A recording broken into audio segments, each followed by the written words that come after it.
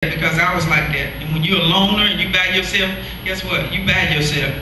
And I mean to know you can't do everything by yourself. Amen. Amen. You need people that help you. You're not on the island all by yourself. Amen. You ain't got them children by yourself. Amen.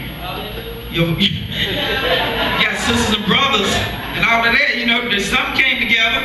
Amen. So you need to get it together and ask God to help you. Amen. I was like that. I was the type of person I didn't like to be around people. Just give me a book. I can go in my room and read and be by myself. I didn't need nobody. Amen. But how many know God breaks those walls down, amen, when he gets ready to use you?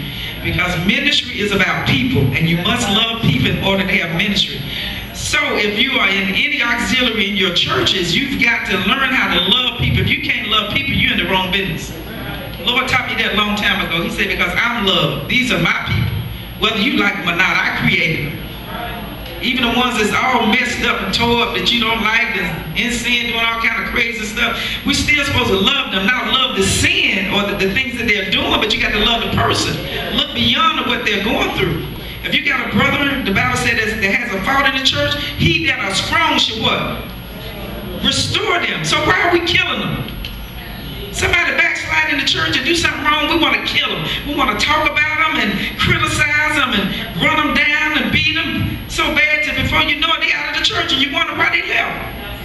Nobody tried to draw them to God. Nobody tried to love them back to Christ. Amen.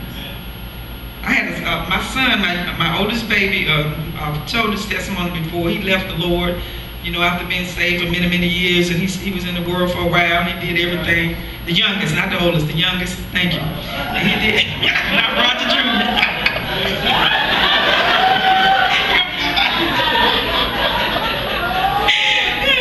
But he, you know, he went out back out in the world, and he did his own thing, and it really hurt me because, you know, he didn't know nothing but church. When I was pregnant, I was in the church, and he came out, that's all he knew was church. And, you know, I just thought he was going to be church.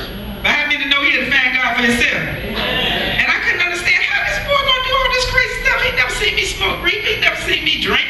He never seen me go to no clubs and cussing and beating up folk and doing all kind of crazy stuff. I said, what in the world?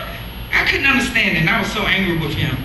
And when he came back to the Lord, I remember the Lord speaking to me, and he told me, he said, I want you to love the hell out of him. I said, Lord, what are you talking about?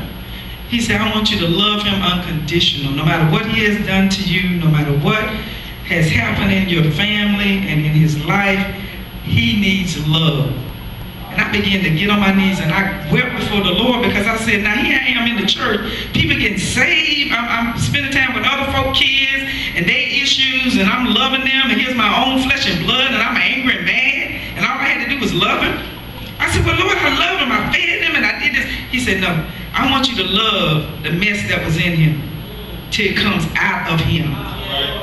And so when we begin to do that, his whole life changed, and the rest is history. Back in the church, plays the drums.